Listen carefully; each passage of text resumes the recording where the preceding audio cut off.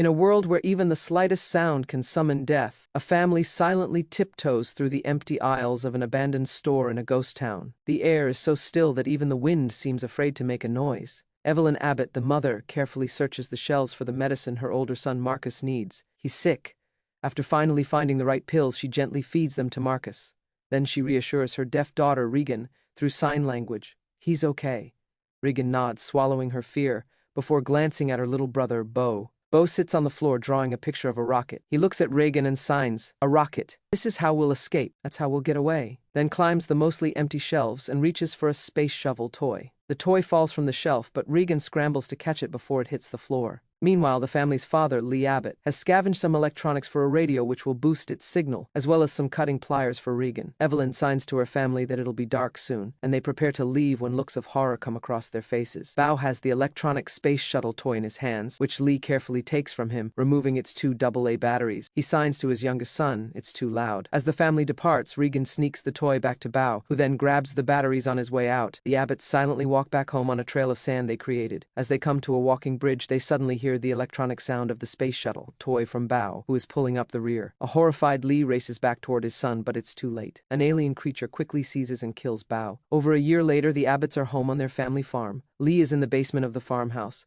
where he has set up an extensive surveillance system of cameras and monitors, as well as his radio and electronics, which he uses in the hope of contacting any of his survivors. There are also scores of various news clippings, which display reports of an alien invasion, as well as notes from Lee that read, "Blind, attack sound, and armor." Evelyn, meanwhile, is in a cellar where she hangs a mobile she has crafted. Evelyn is pregnant. She sets up an oxygen tank which is connected to an infant's breathing mask. It sits next to a covered, soundproof baby crib. Lee has moved up to the top of his grain silo where he looks through pictures of Beau. Evelyn asks Regan to tell her father that dinner is ready, which she reluctantly does. After silent prayer, they eat quiet foods on leaves of lettuce instead of plates. Afterwards, Regan and Marcus play Monopoly when he accidentally knocks over a lantern, which sets the rub on fire.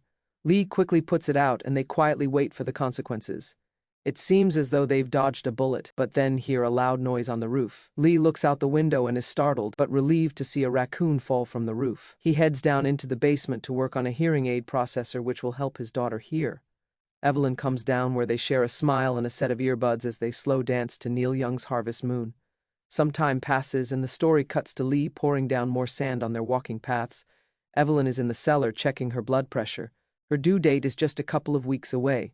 She places a stethoscope on her abdomen, revealing a strong, healthy heartbeat. Regan enters the house being careful to walk only on the marked parts of the floor, which don't creak, and wants to go down into the basement. But her dad stops her. He has added small amplifiers from a stereo to her new hearing aid processor and wants to put them on Regan. But she stops him and signs that they never work.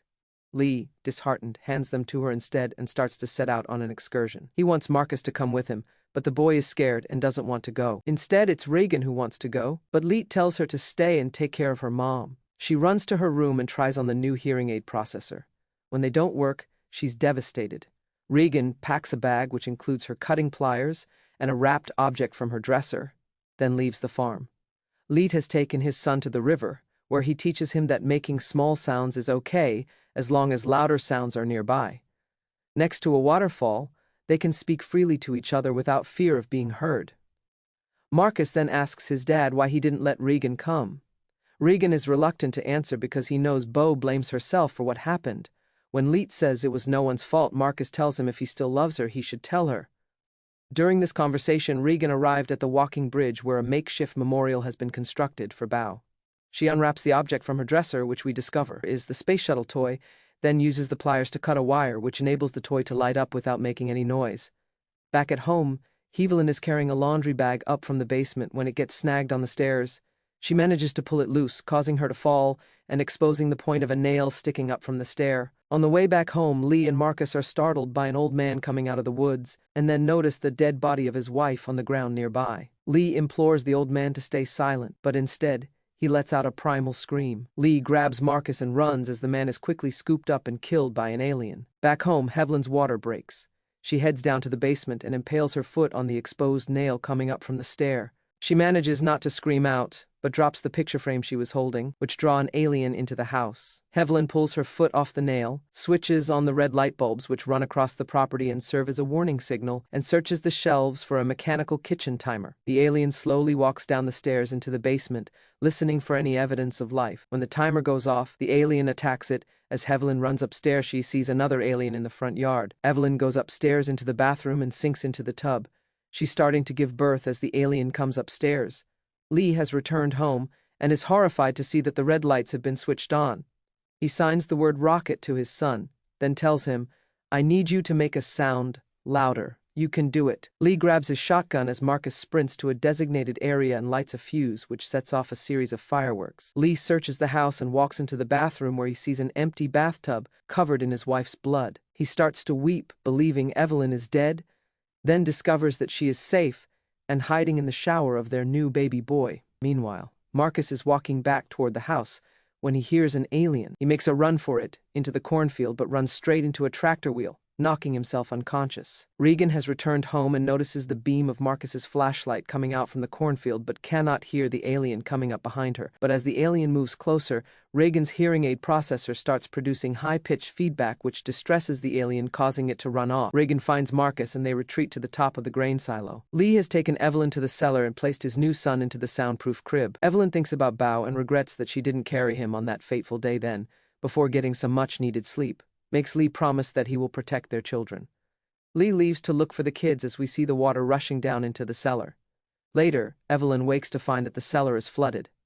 On top of this, an alien has climbed down inside the room, and the baby is sleeping in the soundproof crib, but the top is open.